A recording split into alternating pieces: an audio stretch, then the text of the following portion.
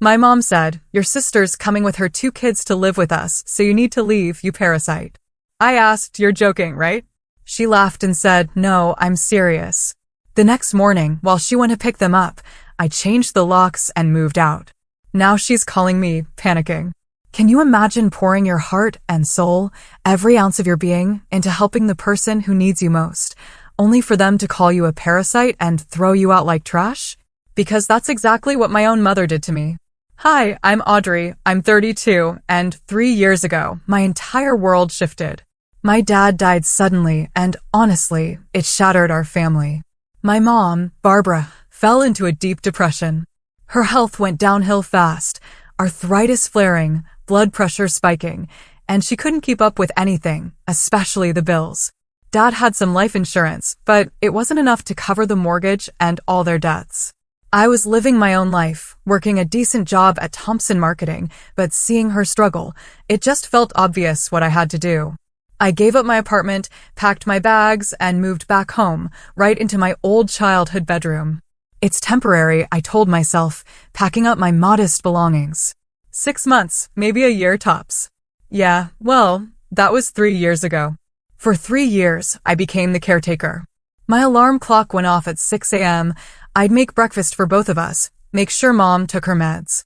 I'd drive to work, stay late when necessary, pick up groceries on the way home. Weekends were for cleaning the house, doing yard work, handling all the maintenance issues Dad used to take care of. I even picked up a side gig, doing bookkeeping for a few local businesses, just to help with expenses. I paid 70% of the bills, the mortgage, utilities, food, most of her medical costs not covered by insurance. The arrangement made financial sense for both of us, even though it meant putting my own dreams on hold. Despite the challenges, Mom and I actually grew closer during that time. We'd cook dinner together most nights, watching reruns of crime shows and discussing the cases like amateur detectives. We shared secrets and stories. On good days, she'd tell me about her adventures with Dad when they were young, before they had me and Jessica. I treasured those moments, seeing glimpses of the vibrant woman she used to be. My sister Jessica? Total opposite. 2 years younger than me, she'd always been the wild child, impulsive and quick to anger. While I stayed close to home for college to help with family expenses, Jessica had moved across the country to California. After a string of failed relationships and job changes, she met a guy, married fast, and had 2 kids, Emma and Tyler. We hadn't seen her since Dad's funeral, and even then, she just flew in, stayed long enough for the service, and zipped right back out. Your sister needs to find herself, Mom would always say whenever I brought up Jessica's absence, especially during the holidays or when Mom needed extra help. She's sensitive, different than you. Meanwhile, I had my own quiet dreams. I was slowly saving to start my own small business someday, a bookkeeping service for small local businesses. I loved bringing order to chaos, making numbers balance. But with every bill that arrived, that goal just felt further and further away. My best friend, Rachel, was constantly on my case. "You're putting your life on hold for someone who wouldn't do the same for you," she'd tell me during our monthly lunch date. I'd always say, "She's my mother, Rachel. What else can I do?" Then, about 6 months ago, things started to shift. Mom met Gerald at her church group, a retired accountant with thinning gray hair and a booming laugh. He started coming over for dinner, then staying late into the evening. Mom seemed happier, more energetic. She started coloring her hair again, buying new clothes. And honestly, I was genuinely happy for her. After years of grieving Dad, she deserved some joy. If I occasionally felt like a third wheel in my own home, I pushed those feelings aside. This was progress. This was healing. Maybe soon, I told Rachel, she'll be ready for me to move out. Get my own place again. Start building my own life. I believed our arrangement was temporary. I believed my sacrifices were appreciated. I believed family looked out for each other, no matter what. I was wrong. About all of it. The changes were subtle at first. So gradual, I almost didn't notice. Mom became increasingly critical of my housekeeping. "The kitchen floor is sticky," she'd complain, even after I'd just mopped it the night before. "This laundry has been sitting here for days," she'd say, pointing to a basket I'd folded hours earlier. My cooking, once praised, now received lukewarm responses. It's a bit bland, isn't it? Or, I can't eat spicy food anymore. Gerald's visits increased, and with them, the sidelong glances and whispered comments. Still living at home at your age, he asked once, not quite under his breath, while helping himself to the dinner I'd prepared. I brushed it off. Mom was happy, and that's what mattered. If Gerald was the price of her happiness, I could tolerate him. Then came the phone call. I was washing dishes one evening when the house phone rang. Mom rushed to answer it, turning away from me as she spoke. Jessica. It's so good to hear your voice, she gushed, moving into the living room for privacy. Jessica. My sister who hadn't called on Mom's birthday, who sent generic gift cards at Christmas with no personal note, who hadn't asked once how Mom was coping after Dad died. The call lasted over an hour. When Mom finally emerged, her eyes were bright with excitement. Jessica just wanted to catch up, she said vaguely when I asked. She's going through some changes. After that, Mom started receiving regular calls, always taking them in her bedroom with the door closed. She became secretive, changing subjects when I entered rooms, hiding her phone screen. One day, I found brochures for local schools on the kitchen counter. What are these for? I asked, holding them up. Just gathering information, Mom replied, snatching them away. For a church project. Our church didn't have any education projects that I knew of. Is everything okay with Jessica? I tried again. Are her kids needing new schools? Mind your own business, Audrey, she snapped, shocking me with her tone. Not everything is your concern. I tried discussing my concerns with Rachel over coffee. Something's going on, I told her. Mom's hiding something about Jessica. Rachel suggested Jessica might be in trouble again. Remember when she needed that money for rent after her second breakup? I nodded, remembering the $1,000 I'd loaned my sister. Money I never got back. Just ask your mom directly, Rachel advised. You deserve to know what's happening in your own home. But every attempt at direct conversation was met with defensiveness or criticism. The next concerning incident happened when I came home early from work with a migraine. I walked into my bedroom and found Mom sorting through my closet, a large donation box already half full with my clothes. What are you doing? I asked, my head pounding. Spring cleaning, she replied, though it was October. Some of the items in the box were clothes I'd worn just the previous week. I was thinking we could convert this room into a proper guest room. Mom continued, not meeting my eyes. You could move your things to the basement. The basement was unfinished, damp, filled with boxes. Concrete floors. Why would I move to the basement? I asked, disbelief creeping into my voice. This has been my room for 3 years. Well, it was your childhood room before that, Mom said dismissively. Don't you think it's time for a change? Gerald started staying overnight more frequently. I'd wake up to find him at the breakfast table in his robe, drinking from my father's favorite mug. He began offering unsolicited financial advice, questioning my contributions. Your mother tells me you've been a big help, he'd say, in a tone that suggested the opposite. But at your age, shouldn't you be establishing your own household? Mom needs help with the mortgage, I'd reply evenly. We have an arrangement. Arrangements can change, he said, sharing a look with my mother that made my stomach knot. My anxiety grew. I started having trouble sleeping, lying awake, listening to the murmur of voices from my mother's room, catching fragments of sentences, plenty of space once. We need to tell her soon. Jessica's situation is different. I started noticing other changes too. Mom cleared out the storage room upstairs, discarding boxes of holiday decorations and winter clothes. She ordered new twin beds online without explanation. She asked me repeatedly about my work schedule, making notes on the calendar. All signs pointed to something major coming, but I just couldn't piece it together. Or perhaps I didn't want to see the truth forming right in front of me. The evening everything fell apart started deceptively well. I came home from work to find Mom cooking lasagna, my favorite meal, with garlic bread and a fresh salad. The table was set nicely, with the good dishes we usually reserved for holidays. What's the occasion? I asked, setting down my purse. Can a mother make a nice dinner? Mom replied, her smile not quite reaching her eyes. Gerald will be joining us later. Of course he would. I went upstairs to change, noticing more of my belongings had been shifted around. Some family photos removed from my dresser. A sense of unease settled over me, but I pushed it aside. Maybe this dinner was Mom's way of thanking me for everything. When I came back down, Mom was pouring wine. Another unusual touch for a weeknight. Sit, sit, she urged, bringing the lasagna to the table. Let's eat while it's hot. The food was delicious, but Mom barely touched hers, instead watching me with an intensity that made me nervous. After a few minutes of strange small talk about the weather, she cleared her throat. Audrey, there's something I need to discuss with you. I set down my fork, my appetite suddenly gone. What is it? Your sister, Jessica, is going through a difficult time, Mom began. Her divorce was finalized last month, and she's struggling financially. The area they live in is expensive and with 2 growing children. My mind raced, already seeing where this was heading. You want to send her money? I can adjust the budget. Maybe work a few extra bookkeeping hours. Mom shook her head. No, that's not it. Jessica needs more than money. She needs a support system. She took a deep breath. She's moving back home with Emma and Tyler. They'll be here next week. I blinked, processing this. That's sudden, but I guess we can make it work. The kids can have the guest room, and Jessica could use the office space downstairs. It'll be tight, but... Audrey. Mom interrupted, her voice hardening.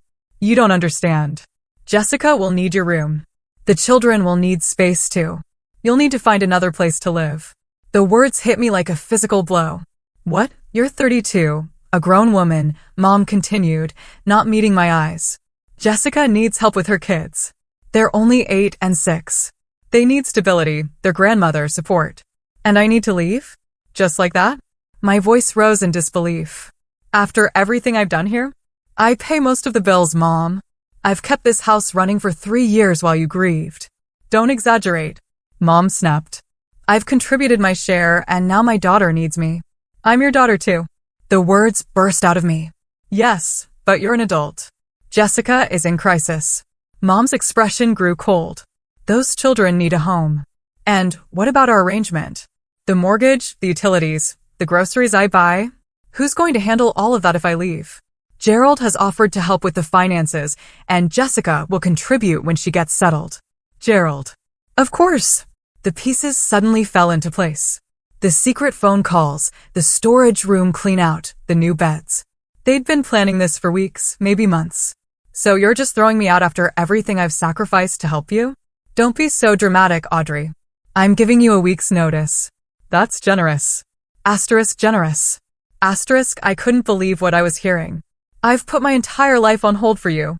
I've poured my savings into this house. I've missed career opportunities to stay close and help you. And I appreciate that, Mom said dismissively. But it's time for you to move on. Jessica's situation is different. She has children to consider. And what about my situation? Where am I supposed to go with 1 week's notice? How am I supposed to find an apartment and move that quickly? You're resourceful, Mom replied. You've always been independent. Unlike Jessica, who needs more support. The injustice of it burned in my chest. So Jessica disappears for years, doesn't help when Dad dies, doesn't call, doesn't visit, and she gets rewarded with a place to live? While I, who've been here supporting you every single day, get thrown out like garbage. Mom's eyes flashed. That's enough. I won't be spoken to like that in my own home. You've been living here rent-free. Rent-free. I nearly shouted. I pay the mortgage. I pay the utilities. I buy the groceries. I've spent thousands maintaining this house. And you've had a place to live. Mom countered. Now you're just being selfish. Jessica needs help. Those children need stability. And what about what I need? My voice broke. You're being a parasite. Mom hissed, the words slicing through me. Clinging to your childhood home instead of building your own life. It's not healthy, Audrey. A parasite. After everything I'd done, everything I'd given up, the word echoed in my mind as tears threatened to spill. The front door opened and Gerald walked in, his timing suspiciously perfect. Everything okay in here? He asked, looking between us with artificial concern. Fine, Mom said, composing herself. I've just informed Audrey about Jessica's arrival next week. Gerald nodded, settling his hand on Mom's shoulder possessively. It'll be good for Barbara to have her grandchildren here. Family is important. Yes, I said bitterly, family is important. Apparently, some family more than others. I stood up from the table, my dinner barely touched. I need some air. Audrey. Mom called as I headed for the door. Be reasonable. You have until next Friday. Jessica's flight arrives at noon. I didn't respond. Just grabbed my keys and walked out. In my car, parked on the street I'd grown up on, I finally let the tears fall. Not just for the betrayal of tonight, but for the 3 years I'd wasted believing I was valued, appreciated, needed. I'd been nothing more than a placeholder, a convenient solution, until something better, someone better, came along. I drove aimlessly for hours, finally ending up at a small, 24-hour diner on the edge of town. The waitress, an older woman named Patty with kind eyes, took one look at my tear-stained face and brought me a cup of hot chocolate without asking. "On the house, honey," she said. "Whatever it is, it looks like you could use it." I sat there until nearly midnight, nursing my drink, trying to process what had happened. A parasite. The word kept echoing in my head, each repetition a fresh wound.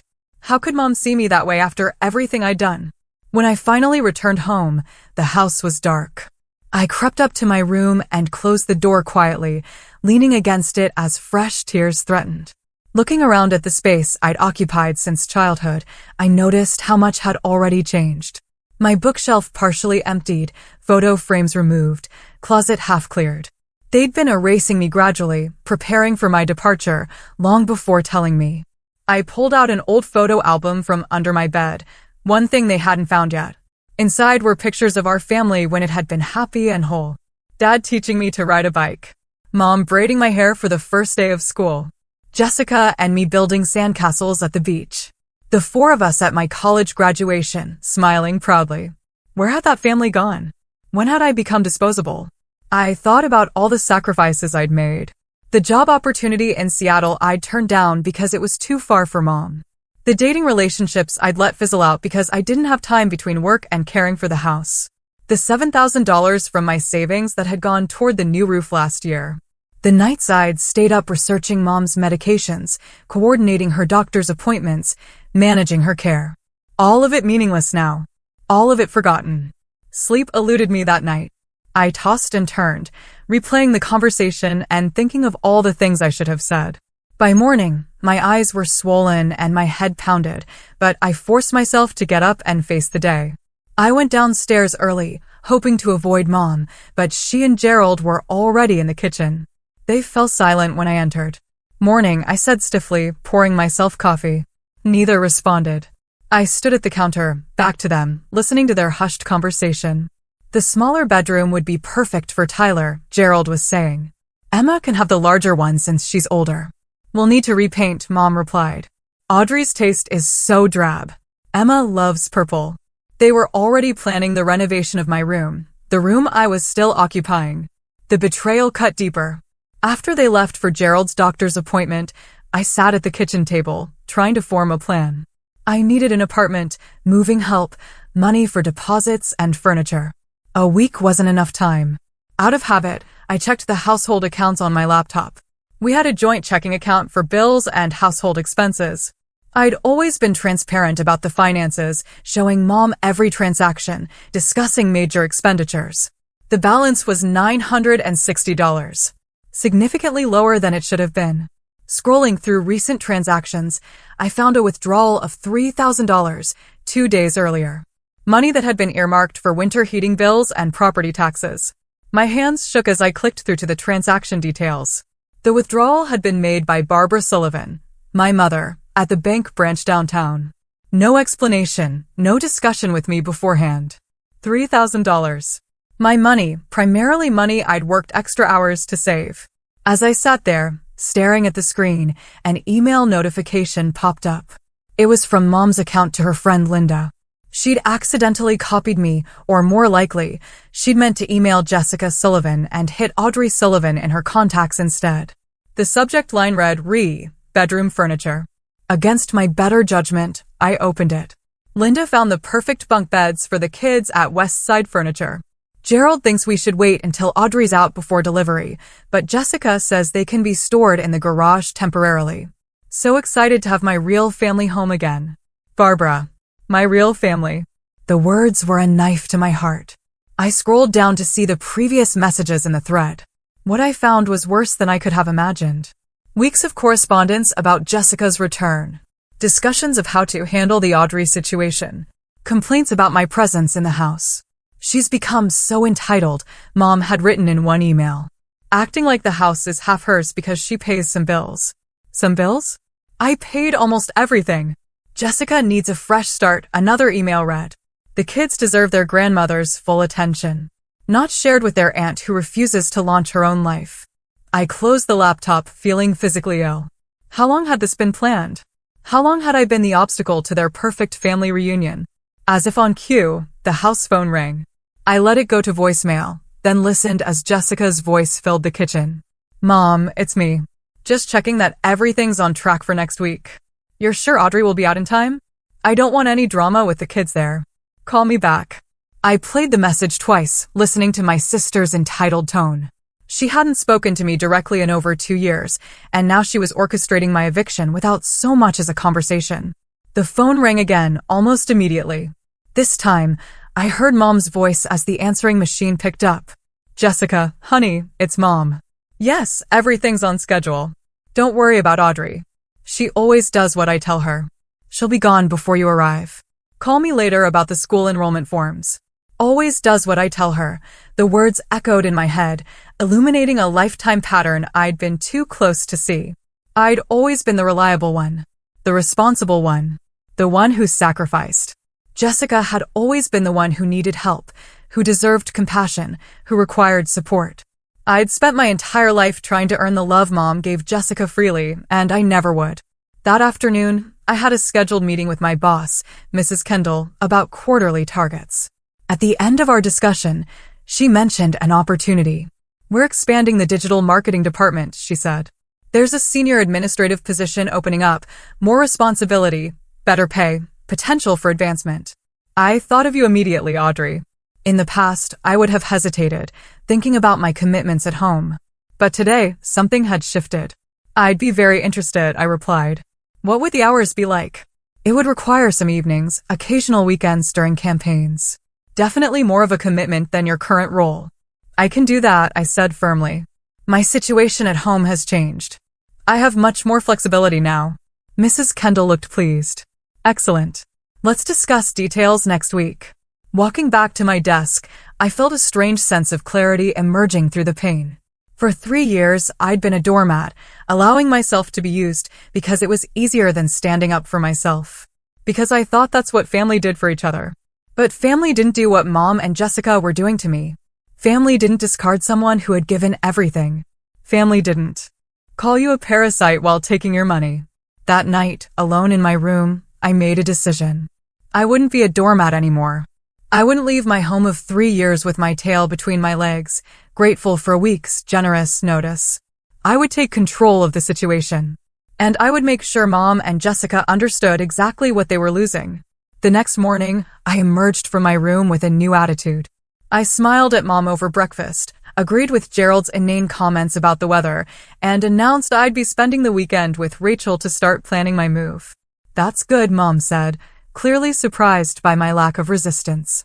I'm glad you're being reasonable about this. Of course, I replied pleasantly. Family helps family, right? The confusion on her face was satisfying. She'd expected tears, arguments, begging. Not calm acceptance. Instead of going to Rachel's, I drove to see Laura Peterson, a friend from college who had become an attorney specializing in housing law. Over coffee in her office, I laid out the situation. So, basically, I've been paying most of the household expenses for 3 years, including the mortgage, but my name isn't on the deed, I concluded. Now I'm being told to leave with 1 week's notice. What are my rights here? Laura listened attentively, making notes. Based on what you've described, you're legally a tenant, even without a formal lease. In this state, your mother would need to provide at least 30 days written notice to terminate your tenancy. 1 week is insufficient under the law. And the money I've contributed? The joint account she withdrew from. That's trickier, Laura admitted. Joint accounts legally allow either party to withdraw funds. However, given the circumstances, we could make a case for financial reimbursement based on your contributions to the household, especially for permanent improvements like the roof. She outlined my options, from formal legal action to negotiated settlements. I didn't want a protracted legal battle with my own mother, but I also refused to be taken advantage of anymore. What would you recommend? I asked. Start by documenting everything, Laura advised. Gather evidence of your financial contributions, any written agreements, even text messages about household arrangements. Then, secure new housing before confronting the situation. A position of strength, Audrey. I nodded, a plan forming in my mind. One more question, I said. If I'm legally a tenant, what happens if my landlord leaves the property and attempts to prevent me from accessing my residence? Laura smiled slightly. As a tenant with established residency, you have the right to maintain access to your home until proper eviction procedures have been followed. Armed with legal knowledge, I began methodical preparations. First, I contacted Rachel, who had a friend in property management. By Saturday afternoon, I was touring apartments with Mr. Harrison, a kindly older gentleman who owned several small buildings in town. This one just became available, he said, showing me a one-bedroom unit on the second floor. It's not fancy, but it's clean and quiet. At $850 a month, it was at the upper limit of what I could afford alone, but it was available immediately. I'll take it, I said decisively. Can I move in next weekend? Mr. Harrison seemed surprised by my eagerness, but pleased. Certainly. Let's go back to my office and handle the paperwork. Using my lunch breaks the following week, I quietly opened a new bank account at a different bank and transferred my personal savings there.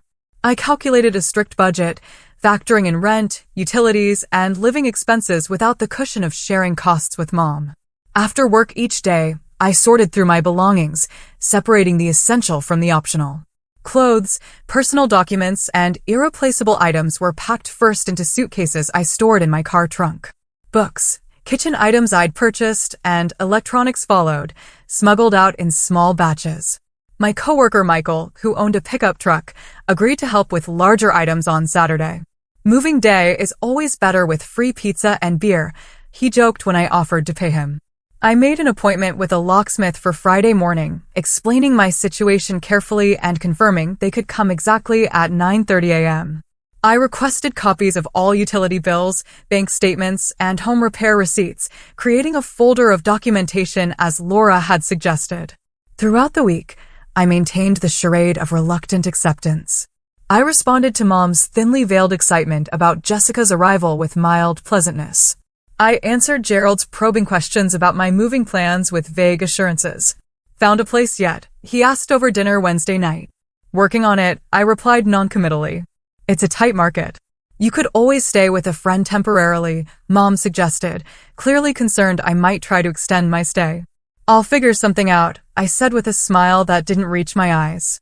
By Thursday evening, most of my essential belongings had been relocated to the new apartment or Rachel's garage. Mom had noticed some missing items, but seemed to attribute it to my spring cleaning efforts rather than systematic moving. The moment of truth arrived Friday morning. Mom came downstairs dressed for the airport run, her purse over her arm. I'm picking up Jessica and the kids at noon, she announced unnecessarily. Gerald will meet us there. We should be back around 2. I nodded from behind my coffee mug. Have a safe trip. I expect you'll continue packing today? The question had an edge to it. Of course, I replied.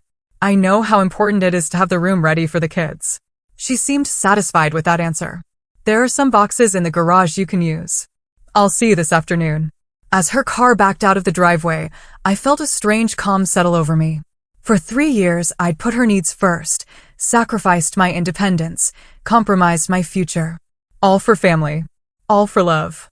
And in return, I'd been labeled a parasite and discarded when someone more valuable came along. Not anymore.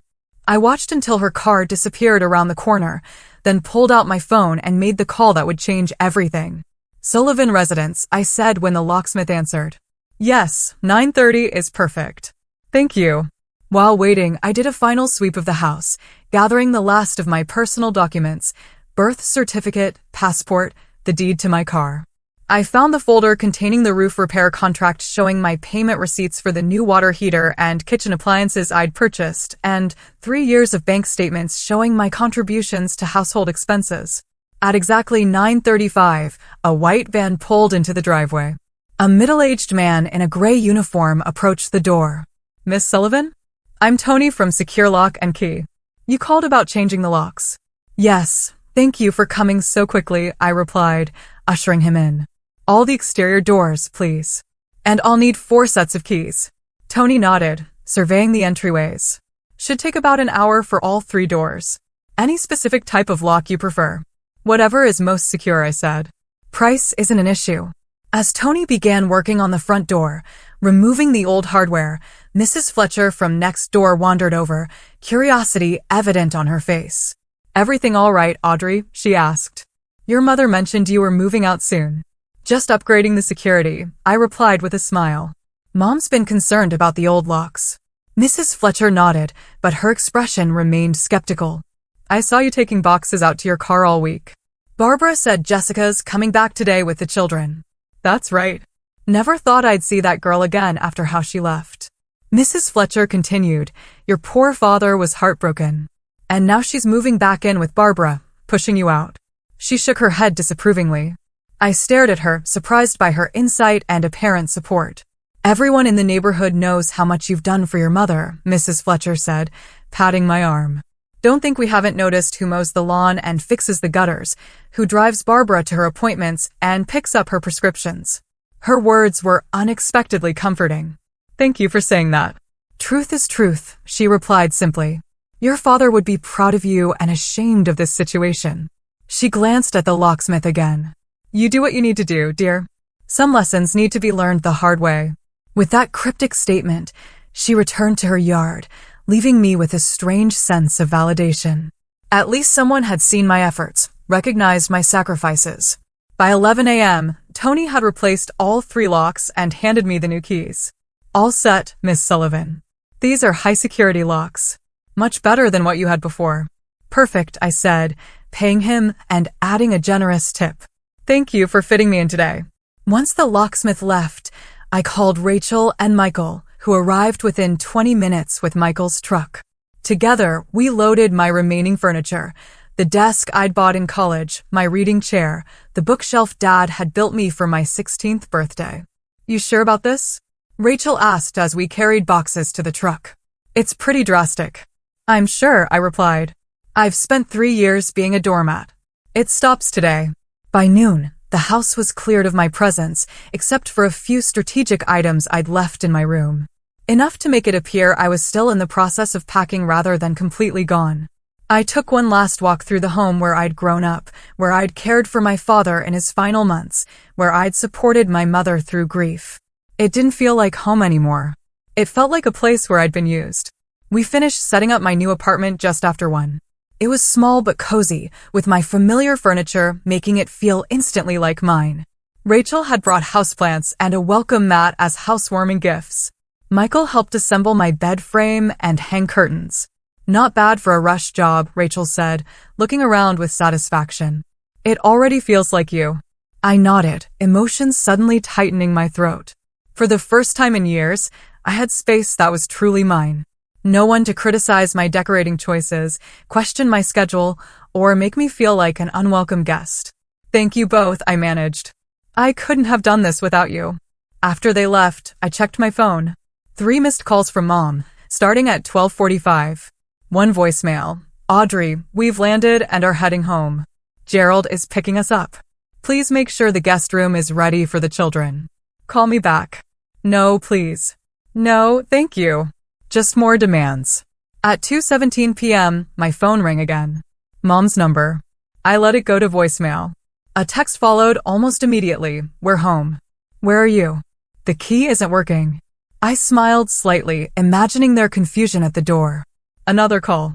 Another text. Did you change the locks? Call me immediately. 3 more calls in quick succession. Then a final text. This is completely unacceptable. We're standing outside with 2 tired children and luggage. If you don't open this door right now, I'm calling the police. That was my cue. I drove back to the house, parking across the street to observe the scene before approaching. Mom, Gerald, and 2 children I barely recognized stood on the front porch, surrounded by suitcases. Jessica was pacing, gesturing angrily. Mom was on the phone, her face flushed with rage. Gerald was trying unsuccessfully to peer through windows. The children, Emma with long dark hair like Jessica's, Tyler with a baseball cap pulled low, looked confused and uncomfortable. I took a deep breath and walked across the street, the folder of documentation tucked under my arm, New house keys in my pocket. Having trouble? I asked pleasantly as I approached. Mom whirled around, nearly dropping her phone. Audrey, what have you done? Why can't we get into the house? I've secured my residence, I replied calmly, as is my right as a legal tenant. What are you talking about? Jessica demanded, stepping forward. Though I hadn't seen her in years, she looked exactly the same. Beautiful, angry, entitled. Mom said you were moving out today. Mom didn't provide proper notice as required by state law, I explained, my voice steady. Tenants are entitled to 30 days written notice before eviction, even family members. This is ridiculous. Mom sputtered. It's my house. Yes, it is, I agreed. And I've been paying the mortgage on it for 3 years, along with utilities, repairs, and maintenance. I've invested over $40,000 in this property since Dad died. Gerald stepped forward, attempting intimidation. Barbara asked you to leave. That should be enough. It's not, I replied, meeting his gaze without flinching. And I have documentation to prove my legal residence and financial contributions. I patted the folder under my arm. My attorney says I have a strong case for both extended notice and financial compensation. Attorney?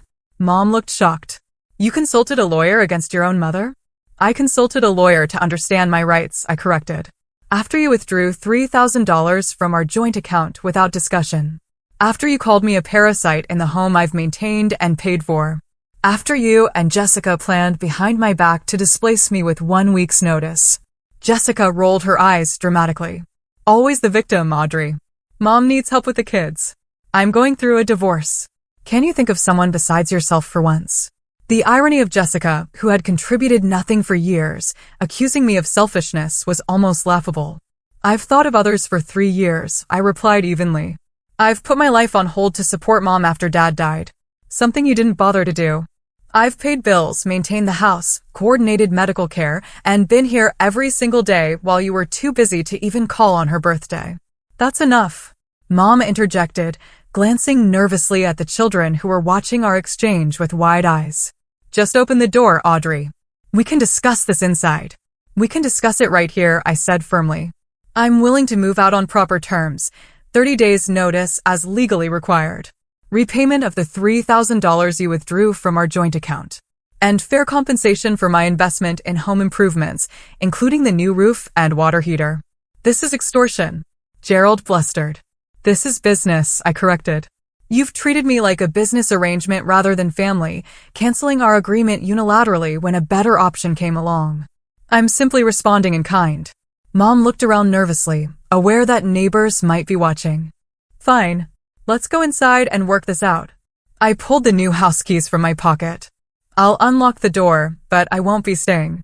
I've already moved my essential belongings to my new apartment. I'll return tomorrow to discuss terms. If we can reach an agreement, I'll be fully moved out within the 30-day period. You already moved? Mom looked genuinely surprised. But where? How?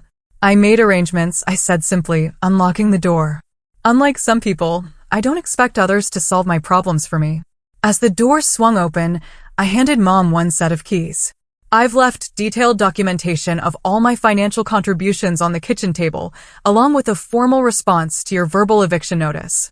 My attorney's contact information is included if you'd prefer to communicate through legal channels. Jessica pushed past us, ushering her tired children inside. This is so typical, Audrey, creating drama when we're just trying to start over. I didn't bother responding to her. Instead, I looked directly at my mother. You called me a parasite, Mom. After everything I've done, everything I've given up to help you, that's not something I can forget. For the first time, I saw a flicker of shame cross her face. I was upset, I didn't mean. You meant it, I interrupted. And that's why I can't stay here anymore, even for 30 days. I'll come by tomorrow at noon to discuss arrangements. Please review the documentation before then. Without waiting for a response, I turned and walked back to my car. Behind me, I heard Jessica already complaining about the state of the house, Gerald offering suggestions about changing the locks again, and the children asking questions about where they would sleep. None of it was my problem anymore. For the first time in 3 years, I was putting myself first, and it felt surprisingly good. 6 months passed in a blur of change and growth. My new apartment had become a true home, decorated exactly as I liked, with no one to criticize my choices. The promotion at work had come through, bringing more responsibility but also a substantial pay increase that made my independent life comfortable. The confrontation with Mom had gone better than expected. After reviewing my documentation, she'd been unable to dispute my financial contributions. Gerald, surprisingly, had been the voice of reason, perhaps recognizing the potential legal complications of fighting me. We'd reached an agreement: full repayment of the withdrawn funds, a fair division of the utility bills for my final month, and a payment plan for my investment in home improvements. Jessica had been furious, calling me selfish and greedy, but her opinion no longer held power over me. I'd spent too many years trying to earn approval from people who were incapable of giving it. I'd maintained minimal contact with my family since moving out, exchanging occasional texts with Mom about practical matters, but nothing more. Through Mrs. Fletcher, my amazing neighbor, I heard that Jessica had already caused problems, failing to contribute financially as promised, leaving the children with Mom for days while she job hunted, fighting with Gerald over house rules. "Your mother looks 10 years older," Mrs. Fletcher reported during one of our coffee dates. "Running after those children, trying to keep the house up without you. Jessica's not much help from what I can see." I felt a twinge of sympathy, but pushed it aside. Mom had made her choice. She was experiencing the natural consequences of that decision. My own life had blossomed in unexpected ways.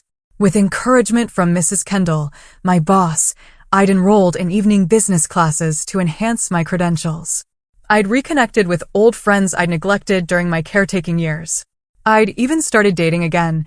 Nothing serious yet, but it was nice to remember that part of myself existed. Most importantly, I'd started the small bookkeeping business I dreamed of, working with local shops on weekends. It was growing slowly but steadily, bringing me both additional income and the profound satisfaction of building something of my own. Therapy had been instrumental in my healing process. Dr. Martin, a compassionate woman with shrewd eyes, had helped me recognize patterns of codependency and people-pleasing that had defined my relationships. "You spent your life trying to earn love that should have been freely given," she observed during one session. "That's not how healthy family dynamics work." Working with her, I'd begun to establish proper boundaries, process my grief over not just losing Dad, but losing the idea of the supportive family I'd thought I had. I learned that standing up for myself wasn't selfish. It was necessary. One rainy Tuesday in October, I encountered Mom unexpectedly at the pharmacy. She looked tired, the lines around her eyes deeper than I remembered, her shoulders slightly stooped. "Audrey," she said, genuine surprise in her voice. "How are you?" "I'm well," I replied, maintaining polite distance. "How are things with you and Jessica and the kids?" She hesitated, something complicated crossing her face. "Busy. The children are adjusting. Jessica is still looking for work. Gerald has been very supportive." I nodded, not surprised. "I'm glad to hear that." An awkward silence fell between us. Finally, she spoke again, her voice softer. "Your business cards are at Marion's Bakery. I saw them on the counter when I picked up a birthday cake for Emma. You started your own business." "Just part-time for now," I confirmed, "but it's growing." "That's wonderful," she said, and seemed to mean it. "You always were good with numbers, like your father." The comparison to Dad, a rare compliment, caught me off guard. "Thank you." She glanced at her watch. "I should go. Jessica has a job interview, and I'm watching the kids." "Good luck to her," I said, meaning it despite everything. "Those children deserve stability." As she turned to leave, she paused. "Your room." "I mean, the room you had. The kids are sharing it now." Tyler wanted to know who the lady was in the photos on the bookshelf. "The ones you left behind." Her eyes met mine. "I told him you were his aunt. That you were smart and kind and helped people with their businesses." I swallowed the unexpected emotion rising in my throat. "Thank you for that." She nodded and walked away, her step a little slower than I remembered. That brief encounter reinforced what I'd been learning in therapy. That healing didn't require forgiveness or reconciliation right away. It required honesty, boundaries, and self-respect. Maybe someday our relationship could be rebuilt on healthier terms. Maybe not. Either way, I would be okay. In the months that followed, I continued building my new life, brick by brick. I expanded my client base, completed my business courses, and even took a weekend trip to the beach, something I hadn't done since college. I started volunteering at a financial literacy program for women leaving abusive relationships, finding purpose, and helping others recognize their own strength. My apartment became the gathering place for a small but loyal group of friends, Rachel and her boyfriend, Michael, and his new girlfriend, coworkers who'd become confidants. We had game nights and potluck dinners, creating the kind of supportive community I'd always craved. One evening, as we sat around my living room, laughing over cards, Rachel raised her glass in a toast. To Audrey, she said, who proved that sometimes you have to lose everything to find yourself. As our glasses clinked together, I realized she was right. I'd lost the illusion of family that I desperately clung to, but I'd found something far more valuable. My own voice, my own boundaries, my own worth. The betrayal that had seemed world-ending had actually been the beginning of something better. By trying to discard me, Mom and Jessica had inadvertently set me free. The most important lesson I'd learned was that family isn't just about blood relations. Family is about mutual respect, support, and love. Sometimes, the family we choose, the friends who stand by us, the colleagues who believe in us, the neighbors who see our worth, is more valuable than the family we're born into. I'd also learned that helping others shouldn't come at the cost of helping yourself. That sacrifice is only meaningful when it's appreciated, not expected. That standing up for yourself isn't selfish. It's essential. As for Mom and Jessica, I'd come to understand that their actions reflected their limitations, not my worth. Some people are simply incapable of giving the love we deserve. Accepting that truth was painful, but profoundly liberating. I don't know what the future holds for our relationship. Perhaps there will be reconciliation someday, built on new understanding and boundaries. Perhaps not. What I do know is that I'll never again allow anyone to make me feel like a parasite for existing, for having needs, for expecting basic respect. So, if you're in a similar situation, sacrificing everything for people who don't appreciate it, staying in toxic relationships because of obligation, putting everyone's needs before your own. Remember my story. Remember that you have the right to set boundaries. You have the right to be treated with respect. You have the right to walk away from people who hurt you, even if they're family. Sometimes, the hardest person to stand up for is yourself. But it's also the most important. Has anyone else experienced family betrayal like this? I'd love to hear your stories in the comments below. And if this resonated with you, please like and subscribe to my channel for more stories about overcoming life's challenges. Share this video with someone who might need to hear that it's okay to put themselves first sometimes. Thank you for listening to my journey, and remember, your worth isn't determined by how others treat you, but by how you treat yourself.